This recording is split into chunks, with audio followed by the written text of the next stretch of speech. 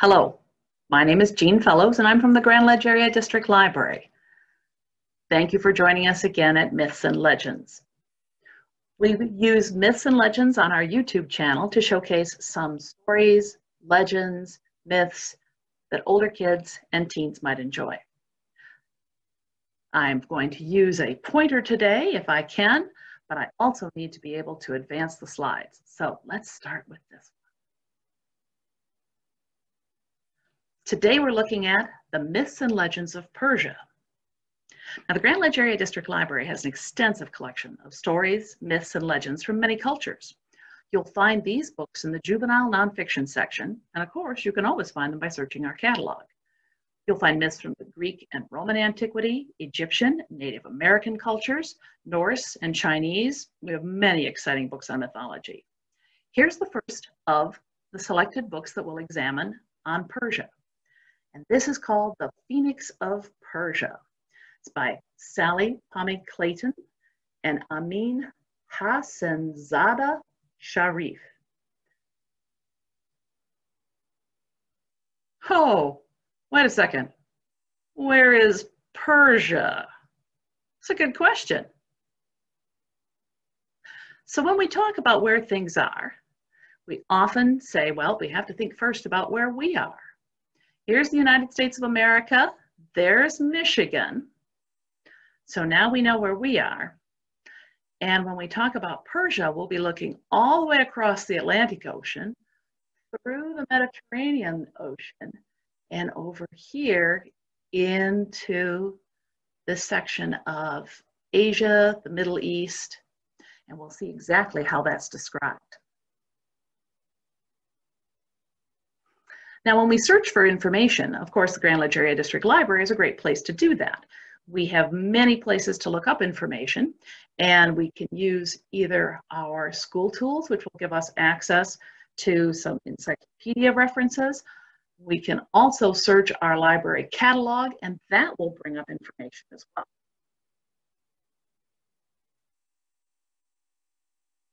Oops. There we go. And what we've found here by searching Persia, it brought up both some books and then some information from the Encyclopedia Britannica. It tells us about the Persian Empire, a mighty kingdom centered in what is now Iran. So if you've never heard of Persia, it's probably because you've always heard it described as Iran. And this will give you a background information on what Persia is. And because this is the Encyclopedia Britannica, they'll include some images and videos all online for you to take a look at.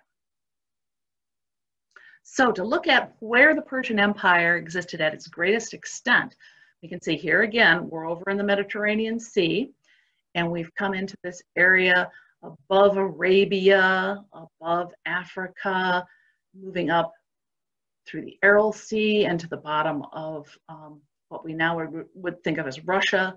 It's encompassed quite a large area, and it was the Parthian Empire. Then modern Iran is shown bordered in green, so you can kind of see where that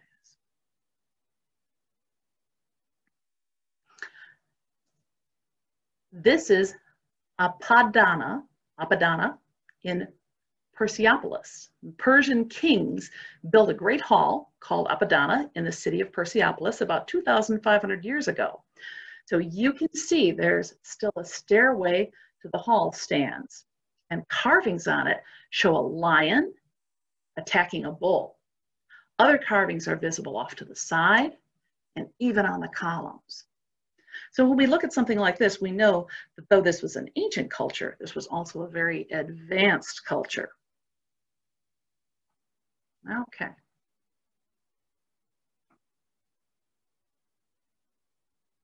Now we'll sample some of those legends and stories from Persia. This is the Phoenix of Persia. Now, for thousands of years, in many cultures around the world, stories have been accompanied by music. Together, storytelling and music can transport listeners to other worlds, times, and places. Iran has an ancient tradition of storytelling and poetry, where musicians play instruments to bring stories to life. The most important epic in Iran is called Shahnameh, which means the Book of Kings, was written by the poet Abul Qasim Ferdowsi, who lived about 1,000 years ago. It took him over 30 years to write and has over 50,000 rhyming couplets. Let's go to our first story though for today. The children raced to Danshu Park. Carpets were spread on the ground, lights twinkled in the trees, and there were stalls heaped with freshly picked fruits and nuts. Ali pulled coins from his pocket, and he bought a tray of sweet, ripe mulberries. Shirin grabbed her brother's hand. "Let's sit at the front." They wound their way through the crowd as musicians tuned their instruments and the storyteller tested her microphone. "What story are they going to tell?" asked Shirin, licking purple mulberry juice from her fingers. "It's gonna be epic," said Ali. "It'll be magic mixed with history. It's about an ancient Persian king who..." The sound of drums echoed across the square. "Shh, it's starting," whispered Shirin, and the storyteller began to speak. "Once upon a time, Yekibud, Yekinabud, far from humans and near the sun, there was a mountain made of jewels. It crunched and sparkled, the mountain of gems. At the top of the mountain was a spreading tree. Seeds hung from its branches, waiting to be born. The tree of all seeds. And at the top of the tree was a giant nest. Sitting in the nest was a bird with a curving beak and trailing tail. Her feathers flashed scarlet, ruby, purple, gold.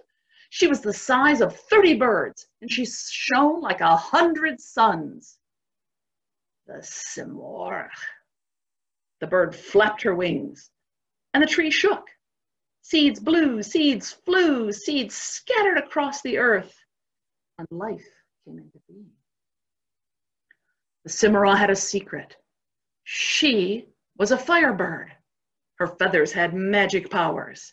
They could grant wishes, make dreams come true. Every 1,000 years, the Simorgh flapped her wings and set fire to her nest. Flames flickered, and out of the raging fire hopped a new Simorgh, born from the ashes. The Simorgh swooped over the mountain of gems. She had seen worlds created, worlds destroyed, and it had made her wise. The Phoenix of Persia. Ancient Persia was ruled by King Sam and Queen Aram. Their palace was magnificent, bronze gates, golden pillars, halls carved of stone, shady gardens, and cool fountains. The king and queen had everything except a child.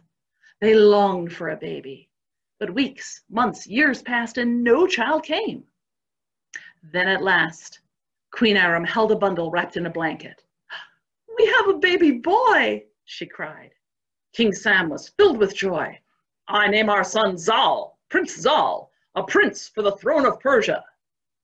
The king pulled back the blanket to kiss his newborn boy. The baby was beautiful with black eyes and rosy cheeks, but his hair was white as snow. "That is not the hair of a baby," said King Sam. "This is the hair of an old man." Queen Aram stroked the baby's head. "We have been blessed with a son." "I want a perfect prince," snapped the king, "with black hair like my own." "You love a snowy day," reminded the queen. "Clean sheets, a fluffy white goose feather." King Sam's joy turned to sorrow. "This baby looks like a ghost or a demon. This is no child of mine." The queen hugged Zal tight, but the king cried, "The boy will bring down the kingdom. He will bring doom. He must go." The king called a soldier and commanded, "Get this monster out of here. Take him to the mountains and leave him." The queen wept, but the soldier carried Prince Zal away. The soldier rode with the baby out of the kingdom, through the forest to the distant mountains, and with a heavy heart the soldier placed Prince Zal on cold hard rocks. "How can a baby survive in the wilderness?" The soldier shook his head and rode away. Dusty wind blew. A leopard prowled. A wolf howled. Zal began to cry. He was hungry, and his sobs echoed across the mountain. Then There was a flash of red, of gold, and the fluttering of wings. The Cimmerian flew overhead, seeking food for her chicks. She heard crying and swooped down. Poor creature, there is always room for one more. She clasped the baby in her claws. I'll take care of you. And she soared into the sky. The Cimmerian carried Zal over sparkling jewels to the mountain of gems, up, up to the tree of all seeds. The Cimmerian's nest smelled of sandalwood. It was full of chicks, squeaking, opening their beaks to be fed. The Cimmerian tucked Zal into a bed of feathers. Something precious will grow from this seed. The chicks taught Zal to hop and to chirp, and he grew strong. But when the chicks learned how to fly, Zal was left alone. Now lessons can start, cried the Cimmerian. 1,000 tiny holes appeared in her beak, and she began to speak in every language of the world. The Cimmerian taught Zal poetry, science, song, the names of plants, how to draw, the history of the universe, for she had seen it all. Zal learned to run, to hunt, to make fire. All a prince needs to know, said the Cimmerian. Zal watched the Cimmerian swooping, soaring, her tail dripping fire. What a mother, what a teacher. 16 years passed, Zal became wise. Yo, cried King Sam, sitting up in bed. Not another nightmare, asked the queen. I was tumbling through branches, twigs, and seeds. 16 years of bad dreams, said Queen Aram. Sam splashed water on his face, caught his reflection in the mirror. He had aged. His hair had turned as white as snow. Why did I send our son away, he wept. There's been nothing but emptiness without him. Perhaps he's still alive, whispered the queen. King Sam called the soldier. Do you remember where you left Prince Zal? The soldier bowed. How could I forget, your majesty? Fetch the horses, lead the way. I will make a memorial for our boy and pray for forgiveness. King Sam and the soldier rode into the mountains, past leopard tracks and wolf dens. How could a baby survive? Said the king. He gathered stones, placed them in a circle to make a grave. And high above, he saw a young man leaping like a deer over the rocks, a radiant youth with bright, white hair. Sam rubbed his eyes. The boy looked just like him. My son, cried the king, you are alive.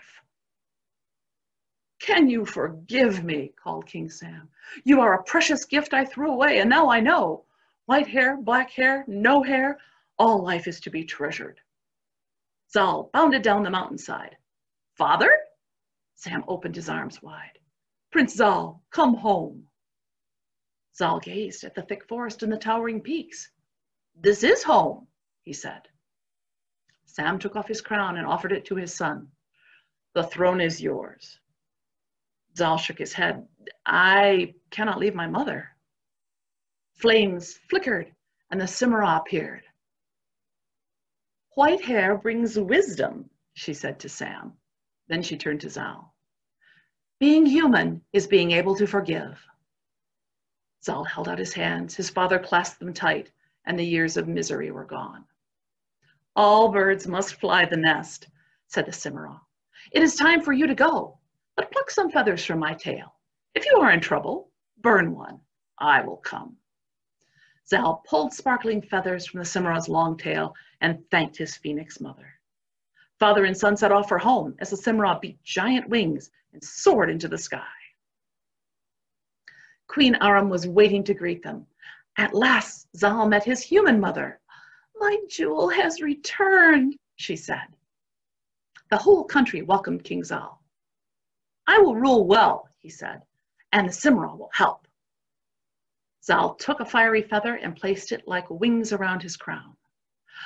From now on, all kings will wear feathers on their crown, he declared, so everyone is protected by the Phoenix of Persia. The musicians played their final notes, and a hush came over the audience. The performers bowed, and cheers erupted. Did Zal burn a feather? Whispered Shirin. That's tomorrow's story, replied her brother. The children jumped to their feet. Let's have walnuts before we go, said Ali, pulling the last coin from his pocket. "What's this?" he said. In the palm of his hand was an ancient coin, worn in darkly silver. On it was an image of a king wearing a crown topped with a pair of wings. And that's the story of the Phoenix of Persia. Now, when you visit the Grand Ledge Area District Library in person or on our website, you can find more ways to explore myths and legends from around the world.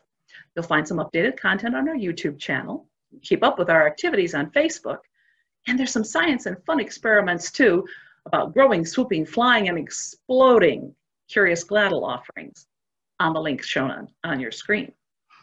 If you are interested in checking this story out, it is the Phoenix of Persia, and it is searchable that way in our library catalog. Thank you for joining us today.